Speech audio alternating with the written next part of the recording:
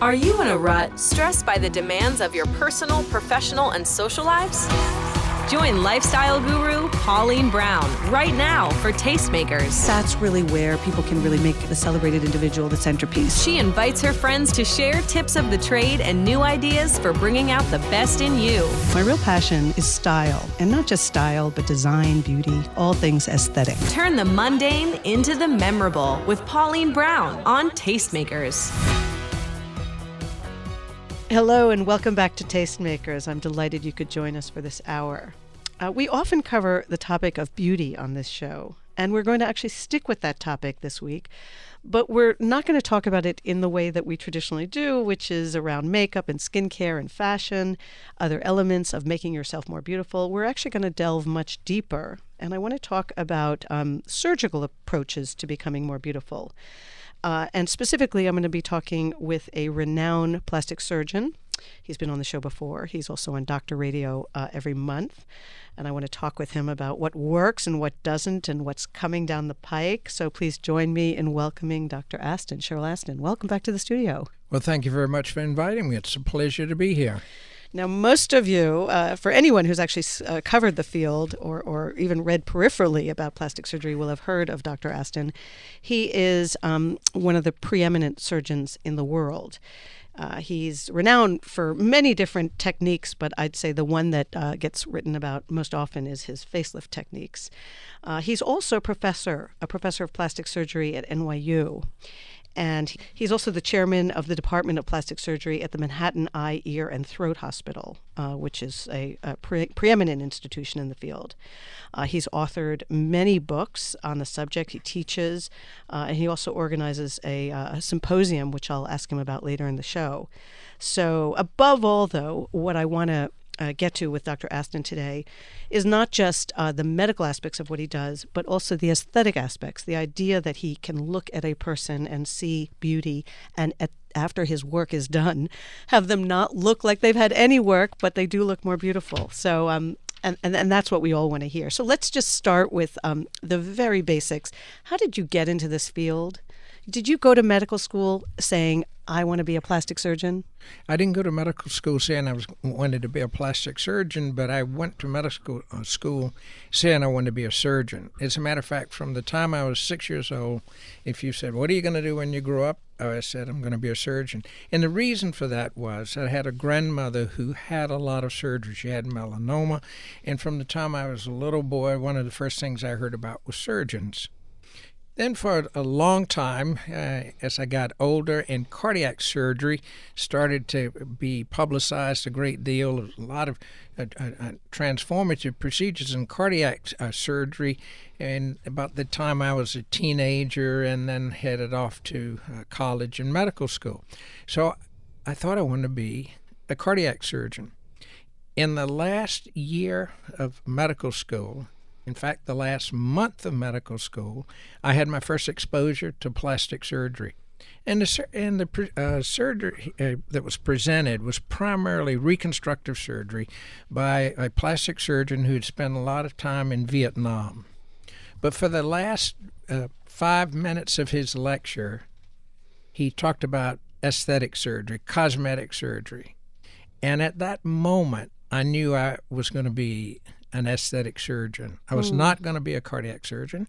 That it just spoke to me that this is what I want to do for the rest of my life. That's the kind of surgery that I want to do. Now, when you graduated, and I'm going to take a leap here, sure, because I don't know exactly when you graduated, but you're very seasoned, so I'll take a guess. The field was kind of crude. Like, I remember in the 1970s and 80s growing up in suburban New York, and girls who had nose jobs all, first of all, came out of the operating room with the same nose, right, and it generally wasn't a good one, and you knew right away whether you ever saw that girl before or after. The industry's come a long way, but and you've been a part of the sort of naturalization of that movement. But talk to me about what the procedures were like back in the day when you started in the field, and then we'll bring it to the present. Well, when I actually finished my training, I finished at just the right time. There were two big innovations that were starting, and I was fortunate to be able to contribute to the movement, so to speak. One was that the whole concept of how you perform a facelift changed. Up until that time, the procedures were lifting the skin of the face, pulling the face up, so to speak, taking away extra skin. And there were obviously some good results, but there's some people who look stretched and pulled, and you could tell from across the room at a dinner party they'd had a facelift. But in the mid-'70s, we started to change the underlying foundation, something called in the neck called the platysma muscle. It's a muscle in the human. If you look in the mirror and tense your neck, you'll see these little cords on the front of your neck. That muscle is of no use in humans, but it's a muscle that a horse uses to wiggle his neck to make the flies go away. But it's one of the signs of aging that we see on the neck, and it's one of the things that we learned how to fix. And also the underlying foundation in the face, and a lot of your listeners probably have heard the word SMAS facelift, but they really don't understand what that means. From an anatomical standpoint, SMAS means superficial musculo-aponeurotic system. Essentially, we're talking about the deep layer foundation, the tissues beneath the skin. And we started to change the underlying foundation. Initially, those procedures were pretty much the same for a large percentage of early facelifts. And I and some of my colleagues, quickly realized that obviously you shouldn't be doing the facelift on every person, because if we take 10 people, look at their photographs, they're going to have different shaped faces, different asymmetries in their face, etc. And you need to have tissue volume and correction in different portions of the face. So today I do multiple facelift techniques based on the individual's anatomy, and often I'll do different procedures on the two sides of the face, because if most people look in the mirror, they're going to see that their face is asymmetrical. There are certain characteristics of the facial anatomy that are relatively consistent, run through a large percentage of the population in terms of, for instance, the chin on the left side of the face in the majority of people, 90% of people, is weaker. It's below the corner of the mouth on most people, all ethnic groups. And you can just look at a magazine and look at all the models, and you'll see 90% of them are going to have that same kind of weakness. The cheekbone area also has specific contour changes. Well, 90% of people in the world are right-handed. Wouldn't you think genetically it ought to be 50-50? But it isn't. And so these developmental things that occur in the face are pretty consistent. But having said that, you still need more flexibility in moving the underlying foundation to treat various faces. So what we're doing, and the advancement that was made that you asked about, was we started to fix the underlying foundation, not just pulling the skin. And I did my first live surgery on TV for other plastic surgeons in Miami at one of the big teaching symposia in 1980. So that was a long time ago. Wow. But what I was doing at that time, and a few other colleagues, and those of us who were really involved in developing the new facelift techniques, we're communicating with each other, we're talking at meetings, we're showing each other techniques and so forth. So very few people in the audience were doing what I was doing and what I was demonstrating. But that changed. And the majority of aesthetic surgeons today, facelift surgeons, are not just pulling the skin. There's some people who are. It's a short operation, in an hour it's all over, but the result shows that it's over in an hour. And it looks uncomfortable, which is also one of the issues. I mean, it's one thing that it doesn't look good, but it looks like it's actually painful for the patient. When it looks pulled, you're right. When you do the proper facelift, you're going to feel a little tight. You feel a little swollen after surgery, because if you manipulate the tissues to the point that you're going to move them into a different position, but a better position than they were, obviously immediately after surgery you'll feel a little tight and swollen. huge percentage of our patients today take very little narcotics. We give people a prescription for narcotics, but what's one of the anti-inflammatories, something called Celebrex and Tylenol, large number of people say, yeah, it feels tight, it's a little uncomfortable, but I'm really not in a lot of pain. So when I think of your profession, and I think of people like yourself who are on the top of the profession, there are a few skills that are trainable, not easy, but trainable. Amount of time that you've spent in a class or under the tutelage of another doctor, practical experience. You also, as a surgeon, have to have really good hands and coordination and obviously strong attention because you're standing in a surgical room maybe for hours on an end. But the one thing I question, I'm not sure if you can train, is your eye. And I mean, I know you have an eye. You look at things differently, and you can see things that the average person looking doesn't. And so what would you say, as you're training next generation surgeons, are there times where you say, you know what, you just don't have the eye to do this well? Well, that's a very good question, Pauline, because if you don't have an appreciation for what looks good, then no matter how skilled you are as a surgeon, you can't produce something that looks good, or maybe you will sometimes. So aesthetic judgment, and this is something that you know a lot about, aesthetics and aesthetic judgment. Aesthetic judgment is a huge component of the kind of result that a plastic surgeon can deliver. I know some surgeons who are technically extremely good.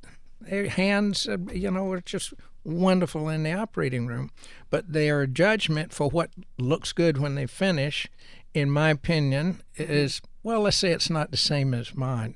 So if you're going to make someone look better and look natural, you need good aesthetic judgment. You've got to know what looks normal. And then you can look at the anatomy that you're dealing with and make it look beautiful. Is it a different skill for a surgeon who knows how to make a face look more beautiful versus a body? I know that, for example, breast enlargement is one of the most popular procedures, and there are doctors who are known for that work.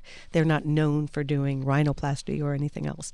What would you comment? When people become known for a procedure, is that a trap for them, or is it just that it's a natural fit for what they do best?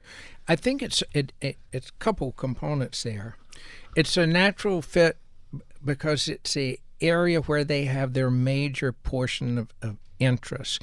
It's what they want to excel in. We have people in our plastic surgery department whose entire practice is hands. A lot of that's not cosmetic hands, it's reconstructive hands. People who do primarily breast reconstruction. We have people whose practices are known for breast augmentation. So my particular focus has been rhinoplasty, nasal surgery, closed rhinoplasty, meaning no incisions on the outside, and facial surgery. I would say I've been fortunate that many colleagues around the world know about me as a facelift and rhinoplasty surgeon, but that's my area of main interest. Do I do some breast augmentations, breast lifts, and that sort of stuff? Yes. And do I know how to do them and get good results? Yeah, I think I do. Is there anything you don't do? I don't do any reconstructive surgery. And I have colleagues who are world-class experts. If someone's having a mastectomy and wants to have and should have a breast reconstructed today because the techniques are just so good, I refer the patients to the people that I know are experts in those areas. So if it was something that I felt someone else was better to do the procedure, I have no qualms about saying, go see Dr. So-and-so, because that's his area of expertise. And, plastic surgeons operate all over the body. We can go all over the body with what we do. We're not limited to one organ system, one part of the body. But when you have an area that you really love doing the work for, it's never really work. It's just something you enjoy doing every day. And you've never grown tired of your profession. Never. I don't think I ever will. I think my clock will run out before I'll get tired of doing it. That's a wonderful thing. I have time for one more question before we break. And I want to get later in the show into some of the specific techniques and procedures that are happening and your commentary on them. But more broadly, when you look at your crystal ball 10 years from now, what is one of the biggest advances that you could envision in your field that is not in the market today? Well, I think that what's in the market today is in the early stages of things that are going to come. I think we'll be using technology, for instance, so we can talk about it later in the show if you want to. Radio frequency devices to help tighten the skin, contour the jawline, etc. And those things will be improved, and we're in the process of using this technology today. And later, if you have time, we'll go into some specifics in what can it do. But I think that technology will alter what we're doing. We'll be able to get improvement in the face and other parts of the body using technology that today is in its early stages, but some of it today is quite good. Okay. Well, I do want to get back to that topic. Okay. Because I think there's a lot of things that are interesting, and I think there's a lot of things out there that are probably not as interesting as they're being presented. So I want to talk about that as well. So stay with us, talking to the preeminent plastic surgeon, Dr. Aston. You're listening to Tastemakers. We'll be right back. Now, more with Pauline Brown on Tastemakers on SiriusXM Stars. Welcome back to Tastemakers. This is Pauline Brown. I'm here today with Dr. Sherrell Aston. He's a New York-based plastic surgeon, arguably the best one in the world. And we are talking about his field and where it's going, and ideas that the rest of you out there should know and should, in some cases, even avoid. One question for you is, and this is also a factor of the times that we're in versus maybe the field that you graduated into. There's a lot of overlap between the procedures you do and the procedures that dermatologists do. They don't do surgery, but, with injectables, there's a lot of overlap. And more I'm seeing other doctors. I know of one who's an internist who's doing injectables and other things that previously would have been in your domain or in a derm's. How would you advise our listeners who are thinking about a procedure about who to turn to for what and who not to turn to for what and why? Right. Well, that's a very good question, Pauline, because today there are people who are doing injectables who have very little training in doing so. First of all, you want to have someone who's going to put a needle in your face and put a substance in your face who really understands the anatomy. I have a lot of good friends who are dermatologists, and they do fillers very well. They do Botox very well. But, what I usually say to them when having a discussion, your only tool is a needle. Mm-hmm. And I think that if you have the option that you can do a surgical procedure when it's appropriate to do the surgical procedure, then you might be able to offer patients a little different appearance, a little different result. Here's the problem. With fillers today, which is the area where you have the greatest overlap between dermatologists and plastic surgeons, we're seeing today a lot of over-injected faces. And we predicted this 20 years ago, and it's not by a chance this is happening, because if we go back to the early 1900s when people were having the face injected with paraffin and other things, they started to get distorted faces. They moved to the lymph nodes. And then as we grew along in the 60s and early 70s, there were a lot of people, primarily a dermatologist, who were injecting silicone for cosmetic reasons, to shape the face, fill in depressions, and so forth and so on. And then as time went on, the lymphatics got obstructed, and people started to get in faces that looked puffy, swelling under the eyes, and that sort of stuff. Now, with fillers today, the hyaluronic acid fillers, as well as the types or other fillers that we use, hyaluronic acid being the most common use, these are good for certain things. The problem is people say a liquid facelift, or you can lift the face with fillers. That's absolutely not possible. What you do is expand the face. You can make it bigger. You can change the shape of the face, but you cannot make it look like it did at an earlier point in time. So now what we're seeing, and to your question, who should be doing your procedure, if you continue to put fillers in the face, you get lymphatic obstruction, and you start to get these puffy cheeks, that what we call the howdy-doody look. When you do a facelift on one of these people who've had lots of fillers, the tissue planes are stuck together.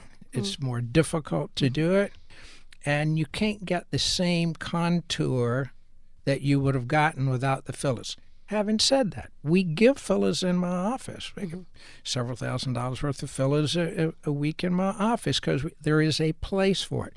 But you have to be very judicious in how you do it. And I have a lot of times people come in my office and they'll say, well, how about some fillers here? Do I need some more fillers here? And my answer is often, no, you shouldn't do that now. And it's in their best interest because I know that what the long-term consequences are. And I actually remember talking to some friends more than 20 years ago when we were talking about the fillers. It was the early days of the filler craze.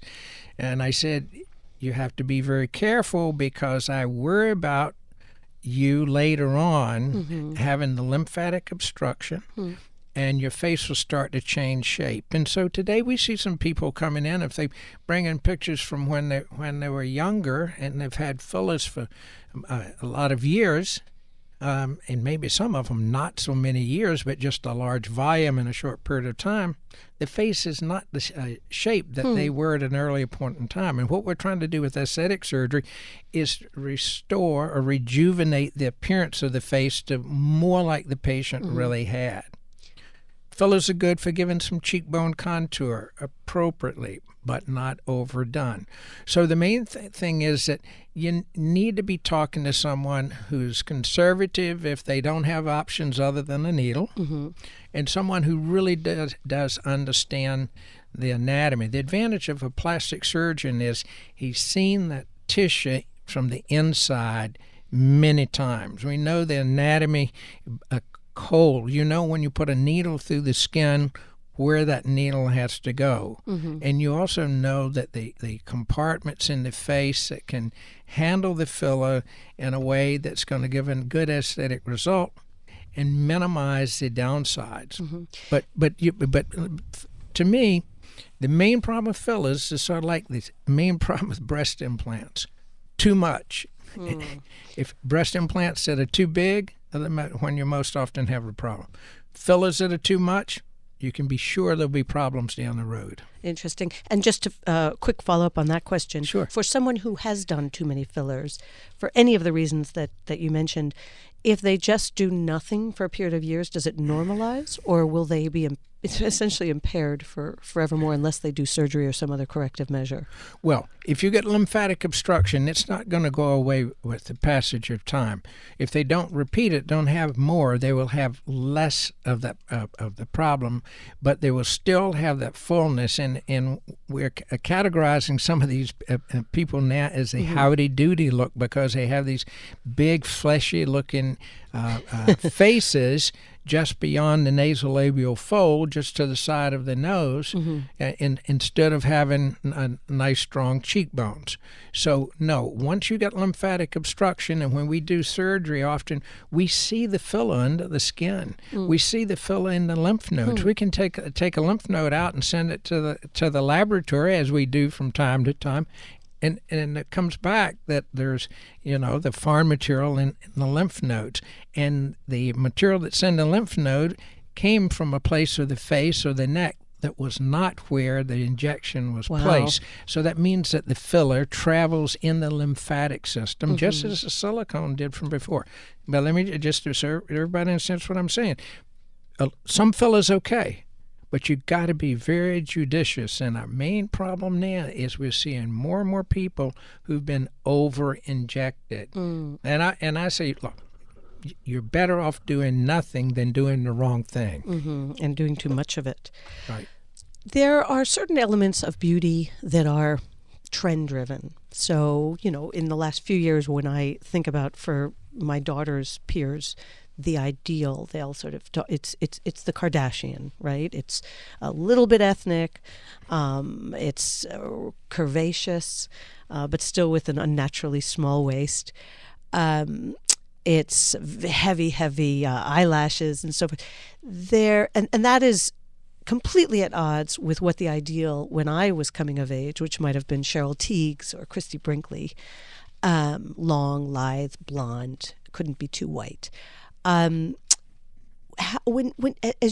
people come to you and they have these ideals, how do you reconcile what is kind of their aspiration now versus what you know to be kind of a timeless beauty?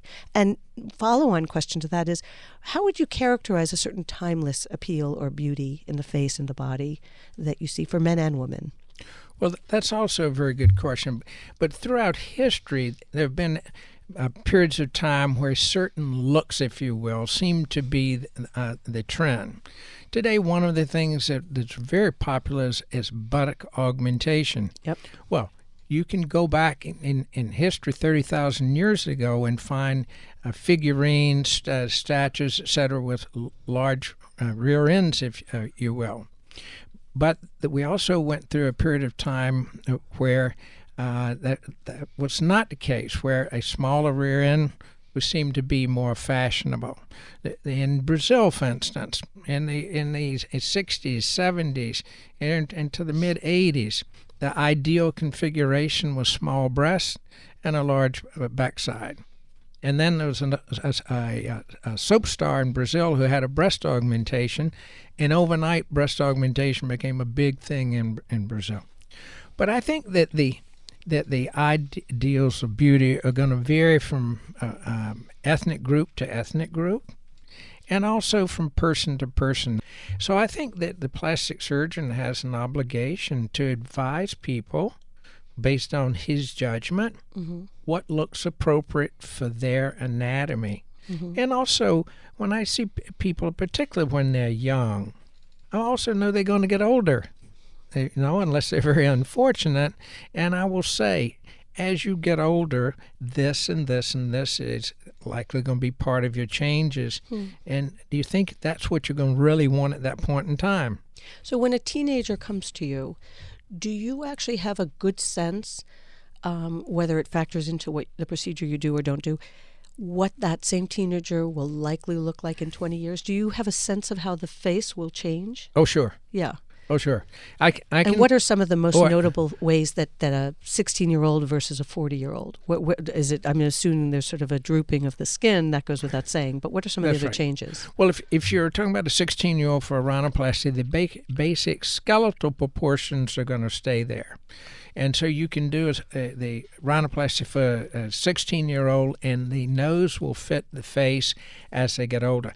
I have a large number of patients for whom I did their rhinoplasty as a teenager, and now I'm doing their facelift. I have patients whose noses I did when they were teenagers, and now I'm doing their teenagers rhinoplasty. And maybe the mother's facelift, so they'll actually look like they're their children. That's right. That's right.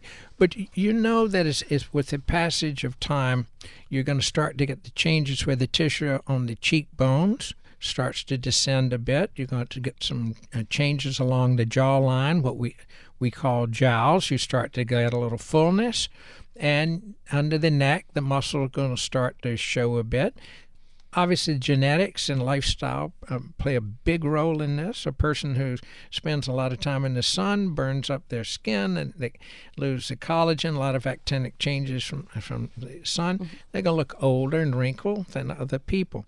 But the basic architecture of the face you can look at the person and know where they came from when you've seen as many faces as I have. And when I look at pictures of people, in fact, I saw a lady today.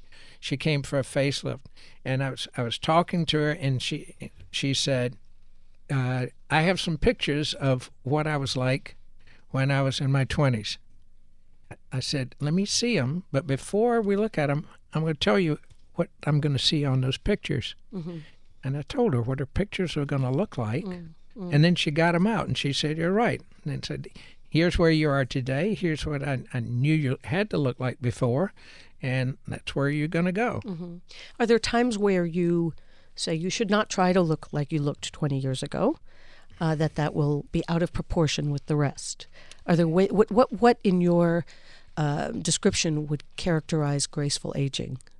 Well, graceful aging means an appearance that's consistent with the age, but it doesn't mean you have to, you can be 65, but you don't have to have the drooping jawline and neck that many people have at 65. You can still look freshened up and cleaned up. You're never going to look like you did when you were 25, but you don't have to have the sagging that people find unattractive to themselves when they look in the mirror. And a majority of cosmetic surgery that I do is because people look at the mirror and they say, I don't look the way I feel. Mm-hmm. This is not the person that I saw when I looked in the mirror a few years ago, and I want to freshen up. I want to look more like I looked before.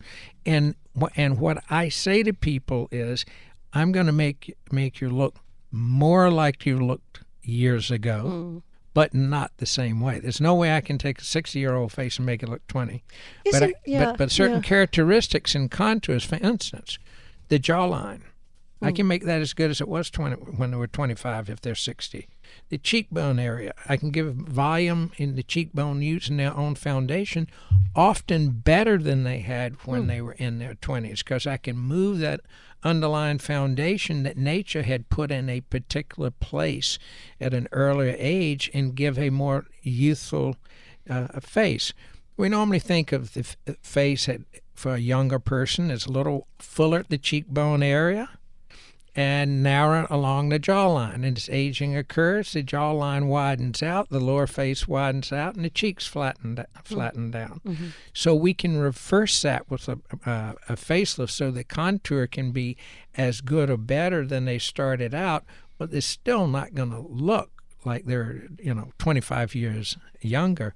But the changes sometimes can be extremely dramatic, but still look like a normal person. Mm-hmm. And look like them.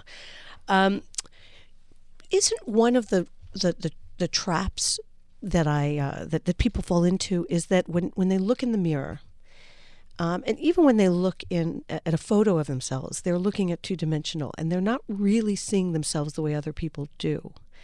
And and you juxtapose that with the fact that we live in this selfie culture, and we're constantly being consciously or unconsciously aware of the camera, this idea. Sure. So what are some of the things you would tell somebody, and I see it with my daughter, the way she's so aware of the angle of her face for every picture, but if she's talking to somebody, she's not shifting the angle of her face. Right. So what are the things that we miss when we look in the mirror or we look at a picture of ourselves that we ought to be aware that is the true three-dimensional self? Right. Well, I think the point you just made is very good. The three-dimensional self.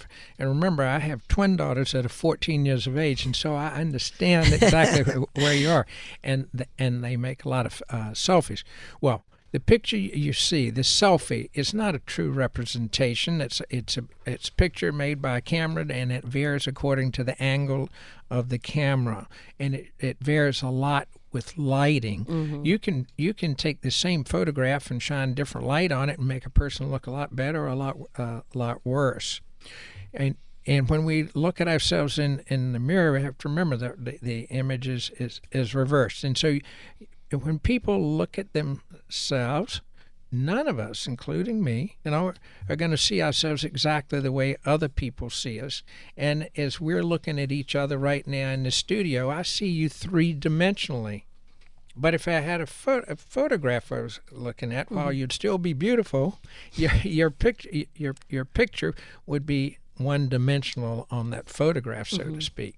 So people get confused, and I think that selfies, no question, has driven a lot of people to aesthetic surgery or aesthetic procedures, particularly the fillers and Botox. And what happens is people lose perspective on what is normal. And back to our discussion a few minutes ago about injecting and people having too much injection. People have a little injection on their cheeks, and then they have a little more injection, and every time they show up somebody who gives injections, they get some more, and they start to lose perspective on what really looks normal. What should a face really look? What did my face look like at an earlier point in time? So they lose perspective on what is looking normal for that particular person. And I think it's the same with Botox. Because we're looking in the mirror, we don't need expression. But if I'm talking to somebody, I better show some expression so the individual doesn't see themselves the way other people do.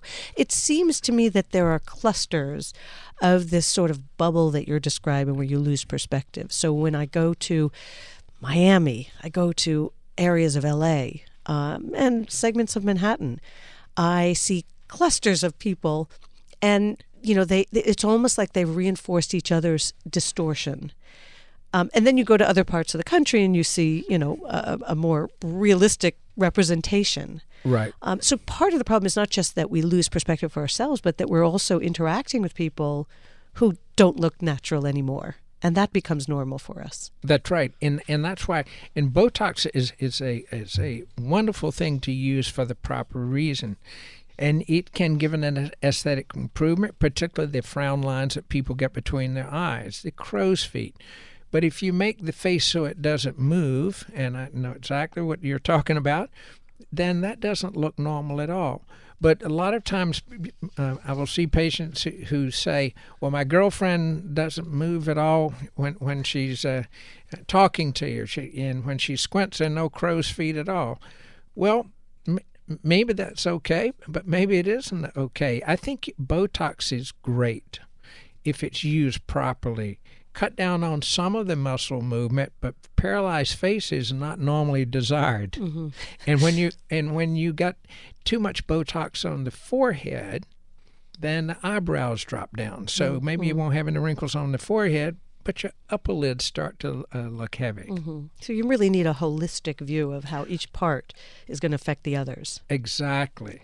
Let's talk about the body. Okay. I mentioned earlier in the show, as I recall, breast augmentation is the number one procedure in this country, probably followed by breast reduction. Well, no?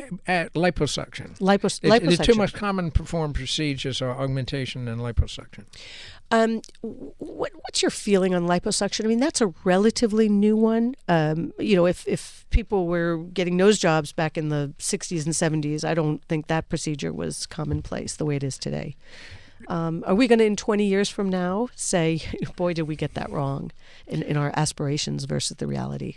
No, I don't think so. Liposuction really started in 1985. Dr. Luz from France was the one who really introduced it to plastic surgeons, and at a meeting in Hawaii. I was there. I saw his first presentation. And liposuction totally changed what we do in aesthetic surgery in terms of contouring the body and in terms of, say, making a jawline or a neck better without any other surgical procedure. We have some other technology now that will help do that, and maybe we'll get a chance to talk about that later. But liposuction will remove fat and contour the body, and today there's a lot of advanced body contouring where you can really shape people very nicely and still look normal. For instance, I did a symposium, a live stream global symposium in Bogota last year. It was a symposium that I put on with some of my colleagues. We live streamed it around the world. And the focus of that was advanced liposuction and contouring of the body. And it's really a nice change in terms of what we can deliver with liposuction today. It's very sophisticated contouring. And in the beginning, liposuction was just to take away the fat. And now you can really contour, you can shape, you can give curves and contours that are much better, much more desirable for the people who want to do that. So what we call is advanced liposuction and body contouring. It's expanding, and it's actually very good. And does that entail using the fat from one area and actually relocating it to another area of the body? For some patients, we do. The most common place that you relocate it is into the buttocks, which has to be done by somebody who has a great deal of experience, because it can be a dangerous procedure if it's not done correctly, because there's some big veins in the buttock, and you need to know the anatomy really, really well. And there's some people whose specialty are buttock augmentation. I don't do any buttock augmentation, but if you inject fat into the buttock in the wrong place, one of the big veins, it's going to travel to the lungs, and then you got a disaster in your hands. But in the hands of the surgeons who are really specialists in that, and I'm definitely not one of those. I don't do any of the buttock augmentation contour. But for this, the specialist can deliver some wonderful contours. But again, that's an area where you have to use judgment about how much is too much. In other words, we were talking about before about large backside. I think that's an area where you have to decide what really looks good, what really looks normal. And so let's talk about breast augmentation. I was actually having a debate with someone. He's a doctor, but he's not a plastic surgeon, and he was saying he cannot stand breast any sort of breast work on women. And it really and I say that's because when it's done well, you probably don't know it. So you only know the ones that are done poorly.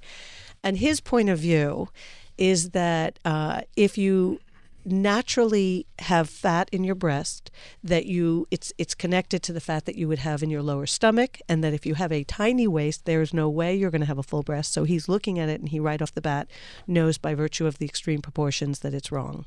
Is he wrong? Well, it's like I said earlier, the biggest problem with breast implants is when they're too big. If you have someone who's small waist and a relatively normal frame, but they have a flat chest, you change their life with a small breast implant. They can wear bathing suits, blouses, cocktail dresses, wear things they can't possibly feel comfortable wearing otherwise. So I would have to disagree with your friend, because if he only has seen the ones that are done too much or improperly, then I can understand his feeling. But there are millions of women with breast augmentation that you're not going to know that they have breast augmentation unless they tell you, because a lot of them are really, really normal looking. And that has to be the goal, and that's the same thing we're talking about with facial surgery, etc. Do it in the right proportion. Make it look like a normal breast. If I were a lady, and I tell patients, if they want breast implants that are too big, I say, you're in the wrong office for that, because I won't feel good about it. And your friends, maybe 2 or 3 are going to like it, but there'll be a lot of them who say, oh, she's way overdone. So I have time for one more question before we break. Sure. You've referenced several times these new technologies and how that's transforming, and still early days with some of them. But can you share with me and our listeners 1 or 2 that you think are really having an extraordinary effect? Sure. Well, one of the things that we're doing now is advanced radio frequency. The one that I'm doing particularly, it's called Face Tight. There's the version called Body Tight, but essentially what it is advanced radio frequency. It is being able to help give some tightening and contouring of the skin, fin to face and along the jawline, by applying heat under the skin, if you will, with just a small stab incision, using the needle that some people would give a shot with. Then you can put a radio frequency probe under the skin.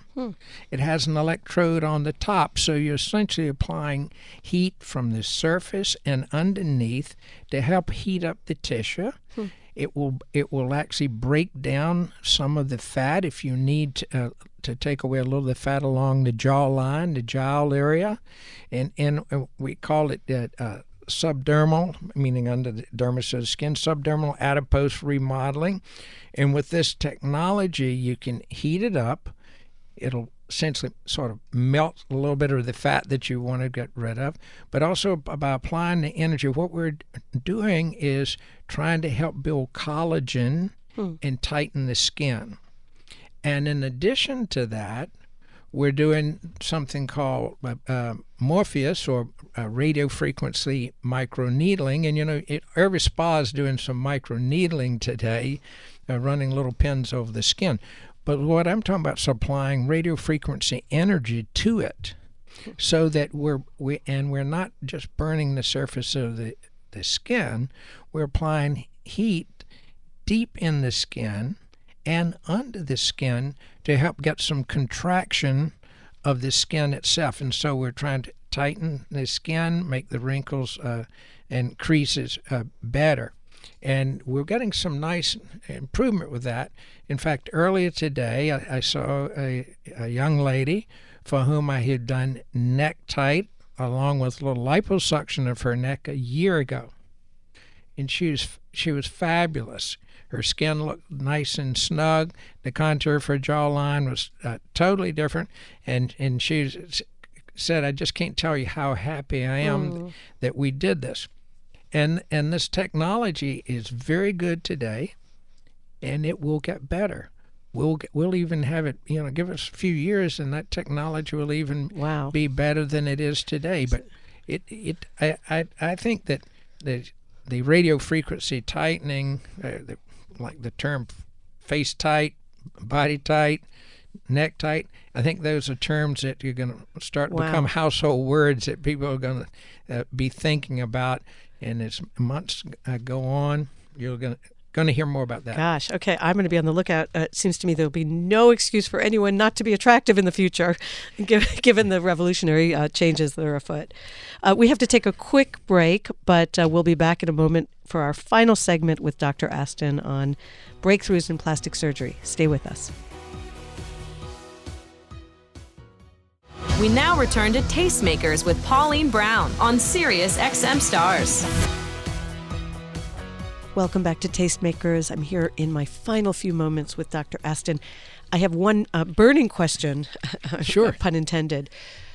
So right before we went to the break, you were describing this very precise method of heating, especially around the sort of jaw and neck for tightening. Right. And so automatically I was thinking, well, if you're using heat, are you actually doing some sort of combination of what you would do with cool sculpting, which is freezing the cells? What's the difference, and what's your view on cool sculpting? Well, cool sculpting is a way of freezing fat cells mainly on the body, on the torso, to destroy some of the fat cells. With the best cool sculpting procedures, you can get maybe 20% of the result that you could get with a liposuction, but there are people who have small fat accumulations who feel very good about the result they got with cool sculpting. That's freezing the fat.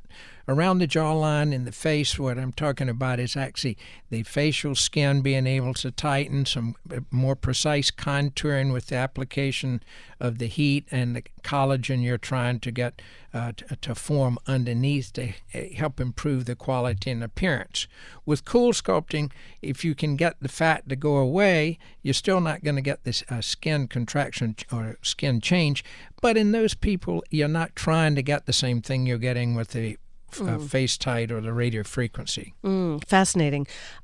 For the listeners out there who are lucky enough to be able to kind of work with you or potentially work with you on their own, cosmetic needs, how can they find you? Where can they go? Well, I'm a plastic surgeon here in New York. The website is draston.com, and I'm listed in the phone directory. He's world famous. You'll find him if you want to. You're very kind. For the majority of people who live in other pockets of the country or who, wouldn't be able to afford the likes of Dr. Aston, what would you recommend if they're thinking about getting a procedure? Where should they start? Are there resources you would recommend? Yes, absolutely. They should go to surgery.org, which is a website of the American Society of Aesthetic Plastic Surgery, and that is the organization for board-certified plastic surgeons whose practices are mainly aesthetic plastic surgery. They're the people who have special interests in doing cosmetic surgery. And we have some great plastic surgeons all over the country. And we have some great plastic surgeons in other countries, too. And I have a lot of friends who are great all over the world. But if someone middle of the country was looking for a plastic surgeon, if they go to surgery.org, they'll get a list of all the people in their area who are members of the American Society of Aesthetic Plastic Surgery. Great resource. Great. Well, thank you for that. Thank you once again for coming into the studio and just sharing your wealth of knowledge. Extraordinary, the experience you've had, but is also the visibility you have as to what's happening in the field and what's coming down the pike. So thank you. It's my pleasure to be here. Thank you for inviting me. And thank you, as always, to Brittany Presley, my producer. You've been listening to Tastemakers on SiriusXM. You can follow me on Instagram. I'm Tastemaker Pauline. You also now can pre-order my book, which is Aesthetic Intelligence. You can get it on Amazon or Barnes & Noble or any other place that books are sold. Thanks again for tuning in. I'll look forward to reconnecting next week.